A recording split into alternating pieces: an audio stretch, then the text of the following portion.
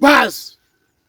Kakungea mapile ani lunganie MC Ozoom makapita chitundi kirenyo kadibo mataro lware mogoja kwaro dodo jasulu. Awendo kiwejere nya kwar jabonde. Adwani monda koni kama. Sanya winjo ka chiko hita online ska platform awinjo ka content moro rotate seriously. Kendo nitiere content maringo kanyo ngwech kendo ringo mbio sana. Awinjo ka sani jomoko koru wuok wacho niya upcoming MCs kopo gik ma old MCs no se wacho. Adwani monda koni kama. Gimineno wawacho no. Gima gineno iwacho no.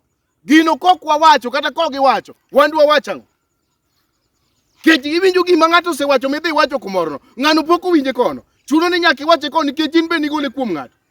Adwani mondo koni kata ko jo gospel gi iwinjo ka bito chako to mano mar gospel jo angla ko chako bito mano mar angla.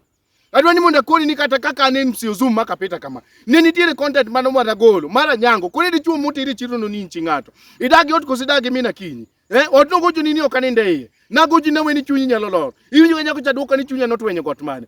Adwani mondo koni content no adieri kidhie YouTube account mara kopo ni cheko gino ibiro duka 3000 people mutiyo kode dhano 1000 mutiyo kode to ka complain kendo onge gima wacho to jogo tiyo gi content na kula. Adwani mondo koni wach machalo kama we mondo MCs matindo go mondo kop madongo gimora mora mawacho kiwinjo kamit wache kumoro gimora mora miwinjo ka ng'ato wacho mamit lunge kumoro mondo in bende ji onyier. Mani kaka ji chakore kare wan wachako nango to jogo to no chako nango kago ni podi no kiwinjo go kago ni swaga no kiwinjo go kago ni mayo mama go yawa we MCs mondo kopre kata jo angli winjo ka sani jwak ni ng'ato maya bitna jo gospel wacho ni ng'ato kaw bit na otiyogo MCs udango kopre nango nikech gin bende gin mana dhano. Wakwayo kama we mondo jogo wache gima jogo wacho joma dongo mano telo nwago mera kiwinjo kimoro mamit kuoma minyalo wacho kuma ji nitie wachi mana se wacho omera